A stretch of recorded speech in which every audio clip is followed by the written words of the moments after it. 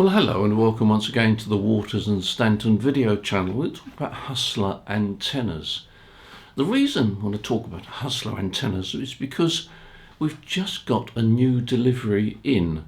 Hustler antennas have been difficult to get recently, but we've got a delivery in and it's an ideal time to buy your Hustler antenna. But let me tell you a bit about Hustler antennas, because Hustler antennas have been going for many years. In fact, I first erected a Hustler antenna back in 1965, so they obviously got the design right a long time ago, because it hasn't really changed. And it's really was probably one of the best-selling vertical antennas ever, and still going strong. There are three models actually. There's the 4BTV, which covers 40, 20, 15 and 10. There's the 5BT, which adds 80 metres. And there's a 6BTV, which adds the 30 metre band.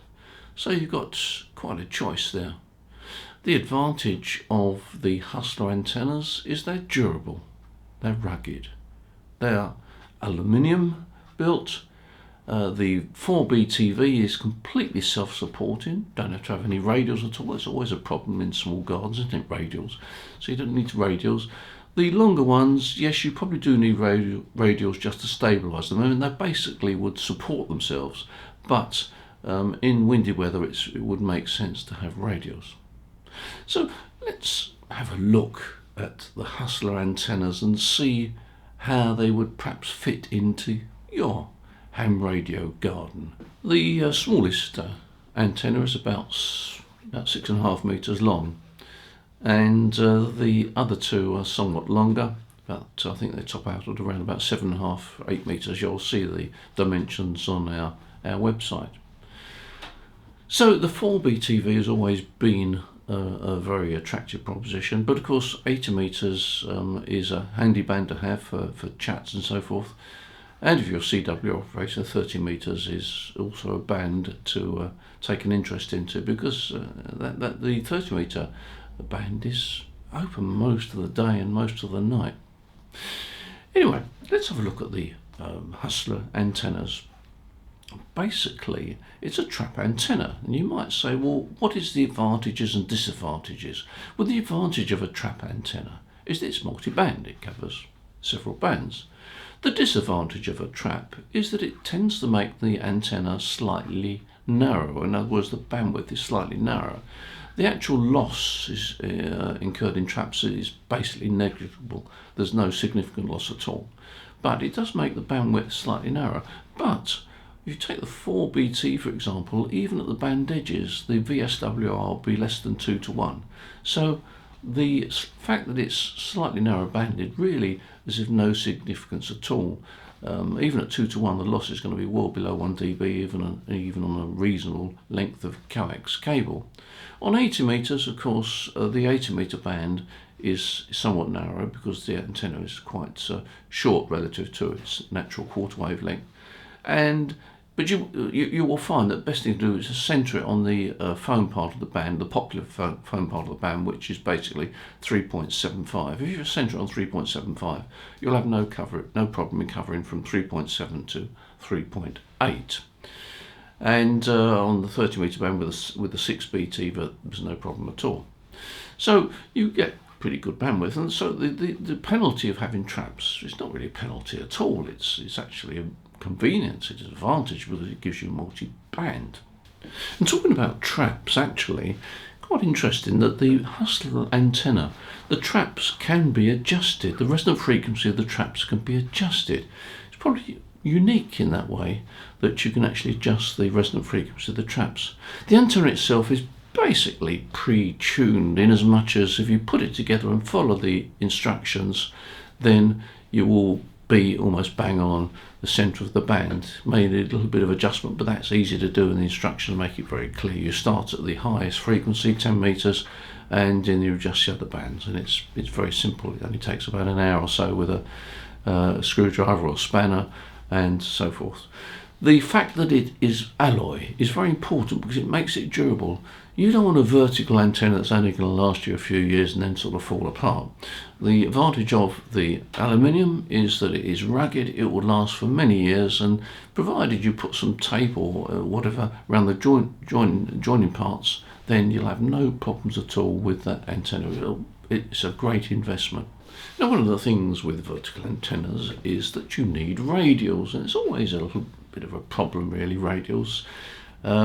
You can't get away from the fact that you need radials. You can actually drive a copper rod into the ground and use that as the earth point on the hustler, and it will work, and I've used it, but it's not really as good as having radials. But the idea of having quarter wave radials is really old hat.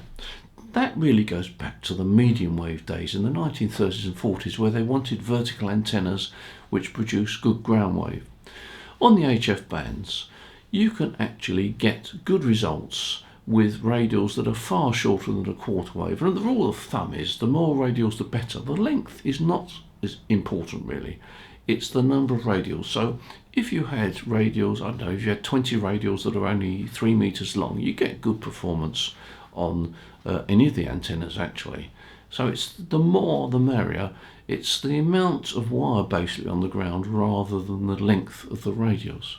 But there is one very important point which I need to underline, because I've found this out through experience, and there's an excellent paper on this published by Step IR, and I'll put a link below this video to the paper so you can look at it yourself. I would encourage you to read it. It's very easy to read, and it will tell you how you can improve the efficiency of your vertical antenna by raising it above the ground. You only need to raise it about a metre or so above the ground to get the benefit. Now, if you raise it above the ground, you then have to use what is called tuned radials. In other words, the radials do need to be a quarter wave length. But the good, or the advantage of this, is that you only need 2 radials per band. It works extremely well with just 2 radials per band. You might say, okay, well, 2 radials per band is fine, but I've still got to have I've got to have quarter wave radials for each band. Well, actually, there was another way around it. And this is not generally sort of understood or even realised, and that is that you can put traps in your radials. So if you have a pair of 20 metre radials and you put 15 metre traps in there, that pair of radials will work on 15 and 20 metres. So putting traps in radials reduces the number of radials you need if we're talking about tuned radials above the ground. Now, whilst we're talking about traps, there's another trick you can employ, and that is, for example, you're operating your vertical on a lower frequency where you want to use a tuned radial, but your garden is too small. Well, you can put loading coils in. Loading coils work quite well with radials. If you've got an elevated radial, say for 40 metres, which would be 10 metres long, you can't squeeze that into your garden. Well, you can always use a loading coil. That works quite well. And in fact, Diamond use that trick on their multi-band vertical, CP6 I think it's called. They use that trick. It works very well. So bear that in mind. Loaded radials also work very, very well. Now let's talk about the feed impedance of a quarter wave vertical. The typical impedance of a quarter wave vertical mounted on the ground is around about 22 ohms. It's quite low. It's way off the 50 ohm coax cable impedance that you're going to use. So there's immediately a mismatch there. But sometimes that mismatch is hidden. And it's hidden because you've got ground losses as well. And those ground losses appear in series with the feed impedance of the antenna. And you can prove that quite simply. If you take a quarter wave vertical and hammer in the ground a copper rod, it's a pretty high impedance or pretty high resistance ground connection as far as RF is concerned, and you'll get quite a good match. And you think, great, hey, I've got a good match, and all I've got is a copper rod in. As you add radials or improve the ground system, you reduce the ground loss, and as you reduce the ground loss, because that's in series with the low impedance of the antenna, what actually happens is that you actually reduce the impedance goes down. And as the impedance goes down, so the VSWR goes up. So you've got this curious thing where you improve the ground system, but your VSWR starts to rise. At least it should do if all else all other things are equal. So you're stuck with this problem of low impedance. Now, there are two ways of overcoming this. The first way is the way that we always did, and we've never had a problem with it, and that is to get your vertical off the ground. Don't sit it on the ground if you can possibly avoid it. Get it up in the air. As you raise the vertical above the ground, and therefore you slope your tuned radials, that has the effect of improving the impedance. And when you get to something like a 45-degree angle with your radials, you've got a good match. You've got a 50 ohm impedance. So you've got the best of both worlds. You've got a good match, and you're getting the benefit of the improved performance by getting your vertical off the ground. Now, there's another trick. Supposing you can't get your vertical off the ground by any amount that enables you to get a 45-degree angle. So perhaps you've got your vertical off the ground by, I don't know, a metre, 1.5 metres, and you've got quite a shallow angle, and therefore you're not really better. You will get a slight improvement in impedance, but not much. Well, here's another trick you can do, and that is, what you do is you slightly lengthen your radiator, the vertical radiator. If you slightly lengthen that element, what it actually does, it raises the impedance.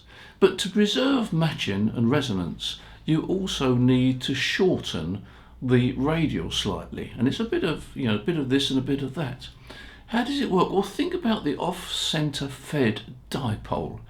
As you move the feed point from the center off to one side, you start to raise the impedance, and that's what you're doing with the vertical. If you've got a quarter wave up in the air and a quarter wave elevated radial, you're feeding that antenna effectively dead center, and therefore you've got the characteristic impedance, which will be 20 or 30 ohms. 20 ohms if it's fairly near the ground. But if you actually lengthen the antenna slightly and you shorten the radial slightly, you actually move in the feed point slightly. And as you move that feed point slightly, you get the same as you would with an off-center fed dipole. You raise the impedance. It's an interesting experiment to carry out. Now, there's no hard and fast rule. We're talking about 2% or 3% maximum adjustment one direction and in the other direction. But it's worth doing because you will improve the matching of the antenna, even though it's not very high off the ground. And you'll still get the benefit of that vertical operating above the ground. And believe me, you're talking about 3 or 4 dB improvement. It's quite dramatic.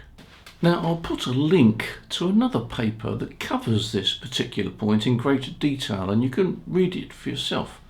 The interesting thing is actually that STEP IR mentioned this as well. And the interesting thing about STEP IR is STEP IR manufacture a vertical antenna, or 2 vertical antennas, that ostensibly are designed to sit on the ground. But they themselves then come up with a paper saying, hold on guys, if you want to improve the performance, get that antenna off the ground. And they also cover the point about adjusting the length of the radiator slightly and the radial in order to adjust the impedance. So STEP IR, even though they're manufacturing an aerial that's ostensibly designed to sit on the ground, they make the point that you can get better performance by lifting it off the ground. Interesting, isn't it? So I started this video by talking about hustler antennas, and the reason I started to talk about hustler antennas is because the hustler range of antennas enable you to do various things that we've discussed. If you want to raise the impedance by adjusting the frequency, by lengthening the antenna slightly and therefore lowering the frequency, you can do that very easily on the hustler antenna band by band. It's only a question of just loosening a nut and moving it up slightly and then checking it and then adjusting your radial length. If you want to raise the antenna off the ground, which I do encourage you to do because it is well worth it if you can manage it, even just a metre or so off the ground, You can do it very easily with the Hustler antenna. All you need is a 1 or 1.5 metre bit of tubing, and then attach the antenna to the top of the tube, and you've got your antenna above the ground. You can then use tuned radials, and you're away. You've got a big improvement in the performance.